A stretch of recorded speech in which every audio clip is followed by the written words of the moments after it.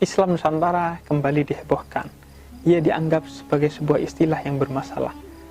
Karena ada dua hal. Yang pertama, Islam Nusantara dianggap menyalahi Islam yang satu. Bagi sebagian umat Islam, Islam dinilai haruslah satu. Tidak ada varian-varian di antara Islam itu sendiri.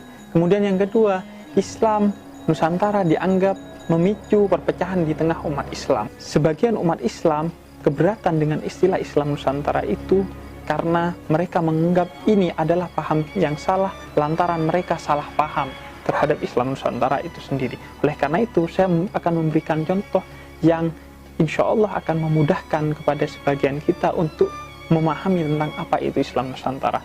Salah seorang guru saya pernah menemuinya dan beliau bercerita bahwa beliau sebagai salah satu lulusan pondok pesantren di negara Arab ketika pulang ke Indonesia dan menerapkan konsep serta sistem dakwah yang relatif berbeda dengan konsep dan sistem dakwah Islam dari teman-teman seangkatannya lulusan pesantren di Arab yang pulang ke Indonesia.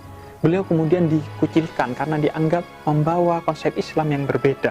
Kemudian beliau katakan bahwa sesungguhnya beliau memisalkan Islam itu seperti gandum.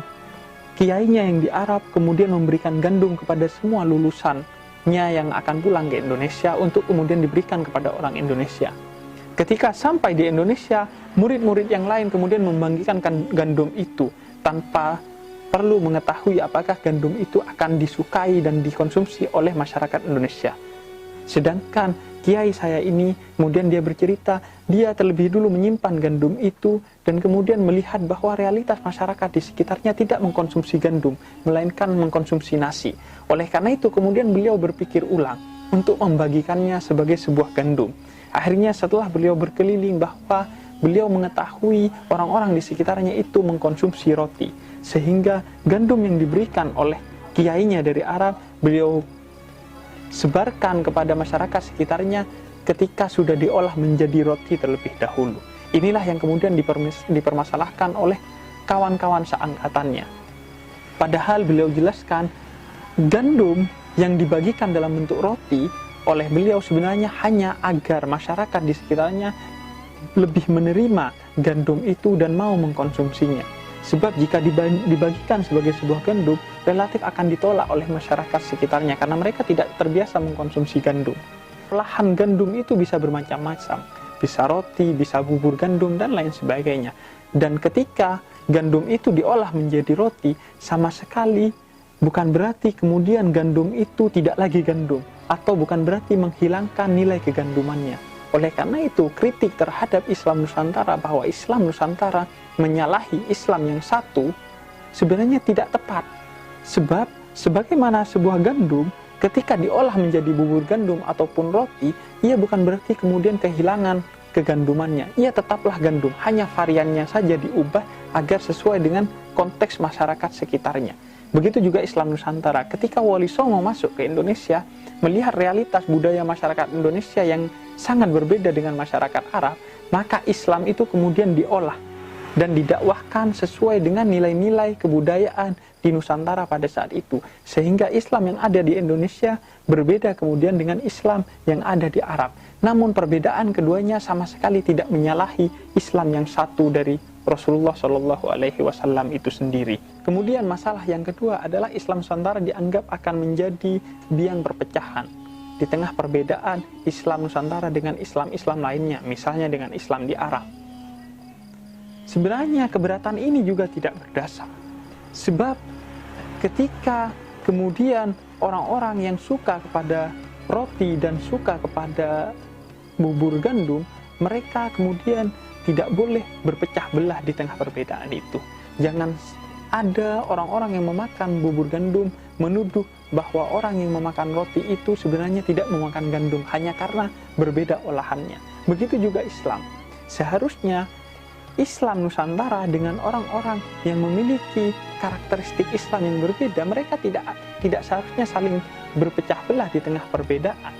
Dan itu memang terbukti dalam realitas masyarakat Indonesia. Kita sudah terbiasa dengan perbedaan Islam Muhammadiyah dan Islam Nahdlatul Ulama misalnya. Tapi kita tidak pernah terpecah belah di tengah perbedaan itu. Karena itu memang menjadi sunnatullah.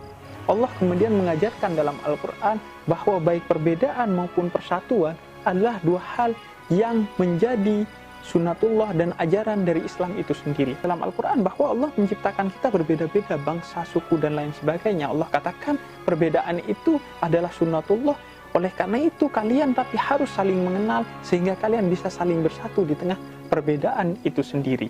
Dan itulah yang diajarkan oleh imam-imam madhab dalam fikih. Begitu juga tokoh-tokoh Islam di Indonesia. Mereka mengajarkan di tengah perbedaan sebagaimana dikatakan oleh Syauqi, salah satu penyair Arab, di tengah perbedaan yang terjadi jangan sampai perbedaan itu merobek rasa kasih sayang sebagai manusia di antara kita. Sebuah kisah dari Prof. Umar Syihab dalam sebuah karyanya menjelaskan secara utuh bahwa perbedaan di antara tokoh-tokoh di Indonesia maupun imam-imam di antara imam-imam fikih itu tidak pernah menjadikan mereka terpecah belah di tengah perbedaannya. Dikisahkan suatu hari Buya Hamka diundang berceramah di masjid yang dibangun oleh kakek Prof. Umar Syihab yang bernama Masjid As-Said. Di sana sebelum kemudian tiba waktu berceramah, Buya Hamka yang diundang pada saat itu diawali dengan acara maulid. Buya Hamka dikisahkan duduk mengikuti maulid Nabi dan berdiri ketika mahalul qiyam sebagai bentuk penghormatan kepada komunitas yang ada di sana.